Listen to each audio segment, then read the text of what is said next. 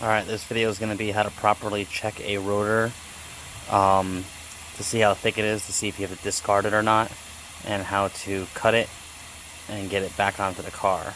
So I know this rotor here is a throwaway of 1.024. So you have to have a micrometer here, or a caliper. Turn it on, it's set to inches. Let's open it up and check.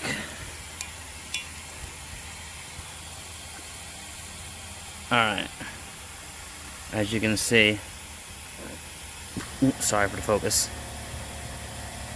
it's 1.002. So this rotor is garbage. There's no need to go any further and check. Now let's go check another rotor that I have that I will be using to replace this one. Alright, if you see, this one is 1.094, the throwaway is 1.024. So I have 70 thousandths I can take off, effectively 30 thousandths on each side, so that's more than enough to cut it this last time. We'll get it cut and then see how it resurfaces.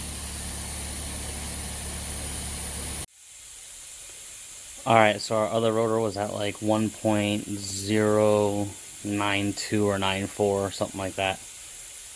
And then we got it down to about 1.071, I think. I'll double check it again in the middle of cutting. Oh, my light came back on.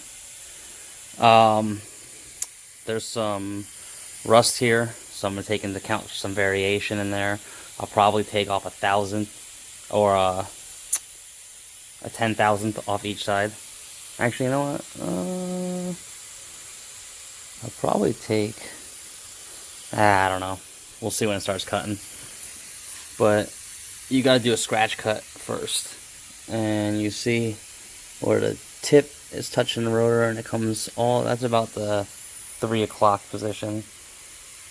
It comes all the way around and follows to about the 9 o'clock. So it's about 180. So that's acceptable. Same thing over here. Let's see. It starts right here.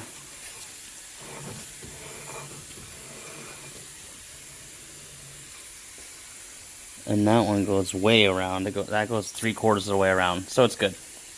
So now we'll take off a few thousandths on a fast pass to clean it up, and then we'll come back and slow cut it down to the size that we need to match the other rotor. Alright, I'll show you where I have one cutting right now. The machine is not dragging the blades out yet. It's just free spinning. But I dug in right there. It's a little past where the pad seats, so it makes a clean, nice surface. And I brought it in. You can see right there. There's a line there. This one here is zeroed out, so I'll bring that one in. Make sure that knob is to the left there. And I'll bring this one in. You can hear it cutting. We're about right there. And I'll lock it down. Make sure that one's locked. Make sure that one's locked. And we will do a slow pass. I'm sorry, actually a fast pass. And there we go. We'll leave it set up and come back.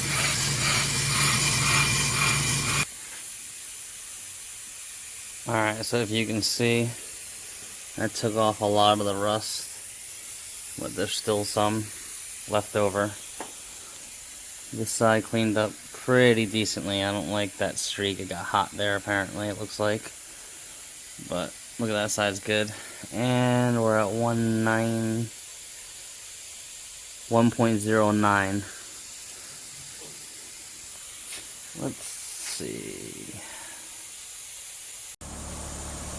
Alright, if you remember, the throwaway on the rotors were 1.024. So this is 1.0715. And it's machined down nice and smooth on both sides. And that's how you do it to stay safe out there. You know, stay within the specs. And I'll go ahead and I'll cut the other one down to 1.071, or as close as I can to it, so the brakes are equalized out. So about 1.70 out here. So I got about 20 thousandths more I can take off.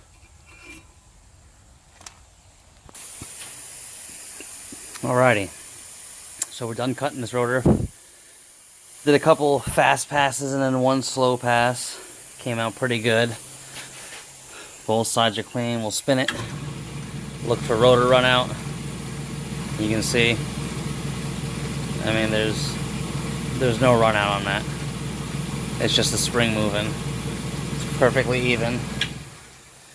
Outside we had about 1.07 to 1.08, somewhere around there.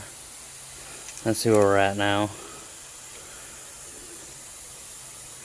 Alright, we're at 6.3. Oh wait, let me get this thing square on there.